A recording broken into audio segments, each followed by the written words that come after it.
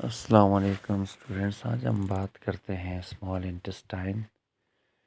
Small intestine part of digestive system है। जो ही food या जो काइम है स्टोमक को लीव करता है तो वो इंटर होता है स्मॉल इंटेस्टाइन में। स्मॉल इंटेस्टाइन फिर लार्ज इंटेस्टाइन के साथ कनेक्ट है। इसका काम है एक तो फूड को ब्रेक डाउन करना, दूसरा उसके अंदर जो न्यूट्रिएंट्स हैं ग्रोथ और डेवलपमेंट के लिए उनको एब्जॉर्ब करना, और फिर वेस्ट को सॉलिडिफाई। ये 3 काम हैं इसके। स्मॉल इंटेस्टाइन का लॉन्गेस्ट पार्ट है जीआईटी ट्रैक्ट का, और जहाँ डाइजेशन होती है। इसके 3 पार्ट्स हैं। ये 6 सेंटीमीटर लॉन्ग है, ड्यूडेनम, जीजीनम और इलियम। अब अगर हम बात करें ड्यूडेनम की तो ये फर्स्ट पार्ट है, 20 से 25 सेंटीमीटर लंबा है, और ये स्टोमक के पाइलोरिक स्फिंक्टर से आगे एक्सटेंड होता है। सी शेप शॉर्ट स्ट्रक्चर है, और यहाँ पेंक्रियाज का हेड आके इसने सराउंड किया हुआ है ड्यूडेनम को। और यहाँ पेंक्रियाज से जो सिक्रीशंस निकल रही हैं ड्यूडेनम में, इनको पेंक्रियाटिक जूस कहते हैं। और जो नाली इसके साथ अटैच है ड्यूडेनम के साथ पेंक्रियाज से, उसको पेंक्रियाटिक डक्ट कहते हैं, जो पेंक्रियाटिक जूस को यहाँ कलेक्ट करती है। और ये अल्कलाइन होता है स्लाइटली, पीएच इसका 8 होता है। और ये एसिडिक एक्शन को क्या करता है जी, न्यूट्रलाइज करता है।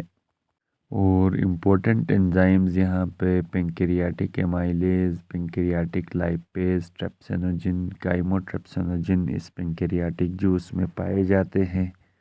डाइजेशन के हिसाब से ये डिफरेंट रोल प्ले करते हैं। पेंक्रियाटिक एमाइलेज जो कार्बोहाइड्रेट स्टार्च डाइजेस्टिंग एंजाइम है, ये पॉलीसेक्राइड्स को माल्टोज और ग्लूकोज में चेंज करता है।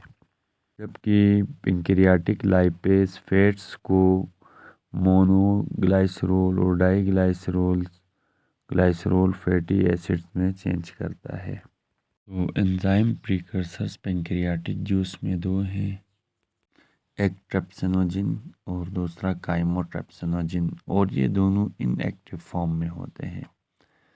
अब यहाँ इनको एक्टिव करने के लिए एक एंजाइम है एंटेरोकाइनेज।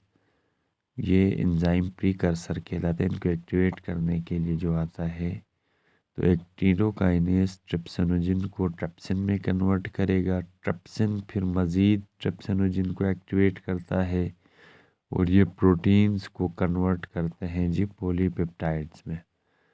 काइमोट्रिप्सिनोजिन इसको ट्रिप्सिन कन्वर्ट करता है, और एक्टिव फॉर्म में बाइल्स हैं। उसके बाद बाइल्स लिवर में बनते हैं, और ये गाल ब्लेडर में स्टोर होते हैं। इनका काम होता है यानी फैट्स को छोटे छोटे ड्रॉपलेट्स में कन्वर्ट करना। इस प्रोसेस को इमल्जन कहते हैं। इसके बाद यहाँ इमल्सिफिकेशन की वजह से, यानी फैट जब स्मॉल ड्रॉपलेट्स में ब्रेक होते हैं तो लाइपेज एंजाइम के लिए लार्ज सरफेस एरिया मिलता है, और ये मज़ीद डाइजेशन ऑफ फैट और ऑयल को स्पीड अप करता है। तो था ड्यूडेनम, और इसके अंदर पेंक्रियाटिक डक्ट के ज़रिए जो 4 यानी डिफरेंट पेंक्रियाटिक जूसेस सिक्रेट हो रहे थे। अब जीजीनम की बात करते हैं, तो जीजीनम 2.5 मीटर लॉन्ग है, इलियम 3.5। और यहाँ पे protein, carbohydrate, fat complete digest होते हैं, और जीजीनम और इलियम में भी कुछ एंजाइम्स निकलते हैं। तो ये 4 एंजाइम्स याद रखने हैं और इनका फंक्शन। तो पहला है जी अमाइनो पेप्टाइडेज। तो ये पॉलीपेप्टाइड्स को डाईपेप्टाइड्स में कन्वर्ट करेगा। एरेप्सिन फिर पेप्टाइड्स को मज़ीद सिंपल करके अमाइनो एसिड्स में। लैक्टेज तो लेक्टोज को ग्लूकोज और लैक्टोज में कन्वर्ट करता है। माल्टेज माल्टोज को ग्लूकोज में, और सक्रोज को ग्लूकोज और फ्रक्टोज में चेंज करेगा। जबकि पेंक्रियाटिक लाइपेज कंप्लीट डाइजेशन करेगा फैट को फैटी एसिड्स और ग्लाइसरोल में, और काइम अब टर्न हो जाएगा जो थिक लिक्विड था वाटर इमल्जन में, तो इसको काइल कहेंगे।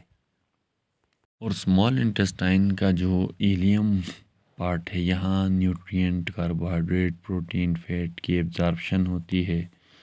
तो यहाँ नीचे आप डायग्राम में देखें, ये जो फिंगर लाइक प्रोजेक्शंस हैं, यानी मिकोसा की, इनको विलाई कहते हैं, जो कि 0.5 से 1.5 मिलीमीटर लेंथ होती है।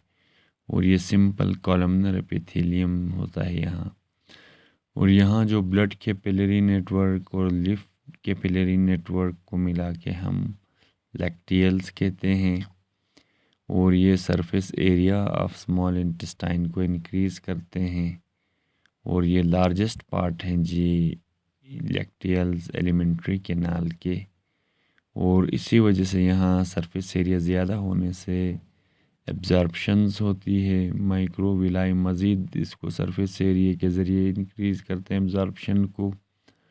और फिर ये ब्लड और लिम्फ न्यूट्रिएंट मॉलिक्यूल्स पास होते हैं इन एपिथेलियल सेल्स की लाइनिंग से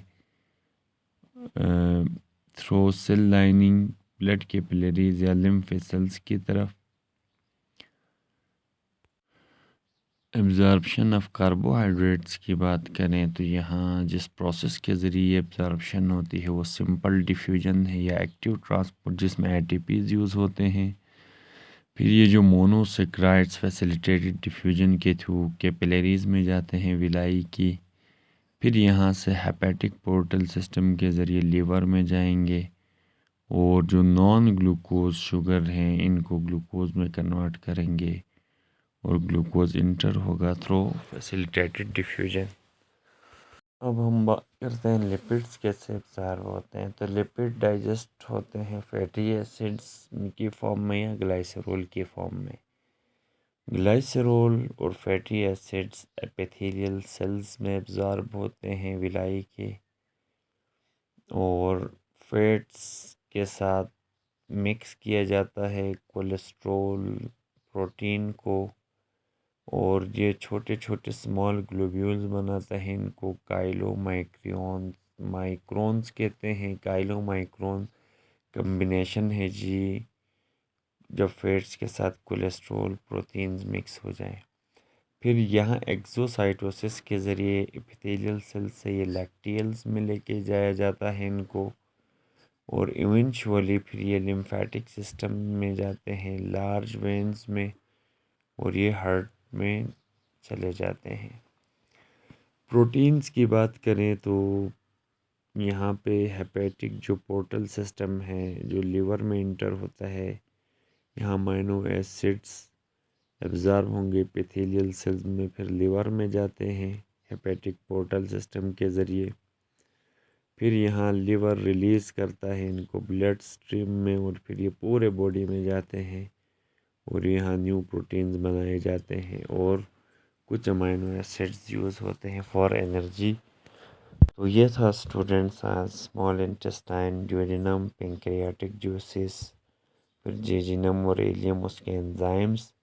फिर तीनों की एब्जॉर्प्शन हमने पढ़ी, फैट्स की, लिपिड्स की और प्रोटीन्स की, किन किन प्रोसेसेस के थ्रू होती है।